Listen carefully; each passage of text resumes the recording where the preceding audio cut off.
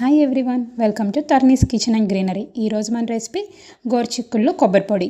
ఇది చాలా టేస్టీగా ఉంటుందండి. ఒకసారి ఇలా ట్రై చేయండి. ముందుగా ఒక బౌల్ తీసుకుని దాంట్లోకి 1 టేబుల్ స్పూన్ పసుపు అనేది యాడ్ చేసుకోవాలి. ఆ తర్వాత ముందుగా కట్ చేసుకున్న గోరుచిక్కుళ్ళు వేసుకొని బాయిల్ చేసుకోవాలి. ఇప్పుడు మసాలా కోసం ఒక 4 ఎండుమిర్చి మిక్సీ జార్లోకి తీసుకోవాలి. అలాగే ఒక 6 వెల్లుల్లి రెబ్బలు అనేవి కూడా యాడ్ చేసుకోవాలి. ఇప్పుడు దీనిలోకి 2 టేబుల్ స్పూన్ల వేరుశనగ పప్పు, అలాగే ఇక్కడ నేను పచ్చి కొబ్బరి తీసుకున్నానండి. అదే చాలా టేస్టీగా ఉంటుంది.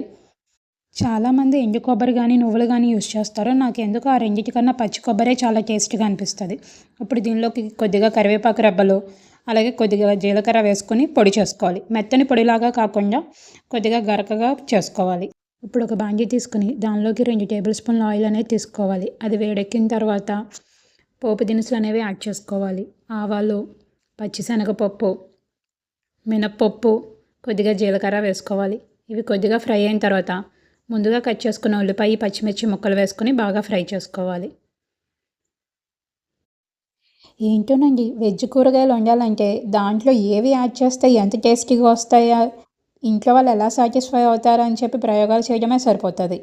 ఇప్పుడు ఉల్లిపాయలు బాగా ఫ్రై అయిన తర్వాత ముందుగా బాయిల్ చేసుకున్నటువంటి గోరుచిక్కులను వేసుకొని కలుపుకోవాలి. నాకు తెలిసి గోరుచిక్కులు చాలామంది ఇష్టపడరండి, అందులో నేను కూడా ఒకటి. కానీ ఇప్పుడు ఆ కర్రీ అంటే నాకు చాలా ఇష్టం. ఎందుకంటే నేను ఓన్గా ప్రిపేర్ చేసుకున్న రెసిపీ కదండి, అందుకే. ఇవి కొద్దిగా ఫ్రై అయిన తర్వాత దీంట్లోకి 1/2 టేబుల్ స్పూన్ పసుపు, అలాగే రుచికి సరిపడ ఉప్పు అనేది యాడ్ చేసుకోవాలి. ఇలా యాడ్ చేసుకున్న తర్వాత మొత్తంగా ఒకసారి కలుపుకోవాలి. గోరుచిక్కులు ప్రెగ్నెంట్ లేడీస్కి ఎంత యూజ్ అంటే దాంట్లో ఫైబర్ ఎక్కువ ఉంటుంది, అలాగే వాటర్ కంటెంట్ కూడా మనకి చాలా ఎక్కువ ఉంటుందండి. డైట్ చేసే వాళ్ళకి కూడా గోరుచిక్కులు చాలా బాగా ఉపయోగపడతాయండి. ఇప్పుడు ముందుగా ప్రిపేర్ చేసుకున్నటువంటి కొబ్బరి పొడి ఉంది కదండి, చూసారు కదా ఏ విధంగా ఉందో. దీన్ని మెత్తగా అయితే చేసుకోకూడదు, కొంచెం బరకగా పట్టుకోవాలి. ఇలా వేసుకున్న తర్వాత అంతా కలుపుకోవాలండి. వారంలో ఒక్కసారన్నా గోరుచిక్కుడు కర్రీ చేసుకుంటే మనకి చాలా యూజెస్ ఉంటాయండి. షుగర్ కంట్రోల్లో ఉంటుంది, అలాగే కొలెస్ట్రాల్ తగ్గుతాయి. ఇవన్నీ ఎవరు పాటిస్తారమ్మా అంటారా? అందుకే కదండి కర్రీ టేస్టీ కోసం మనం కొబ్బరి పొడి అనేది యాడ్ చేసుకున్నాం. తప్పదు, ఆరోగ్యం కావాలంటే ఈ విధంగానే తినాలి.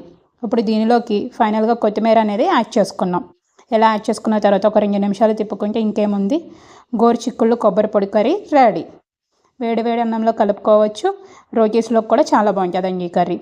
Please subscribe my YouTube channel, like, share and comment also.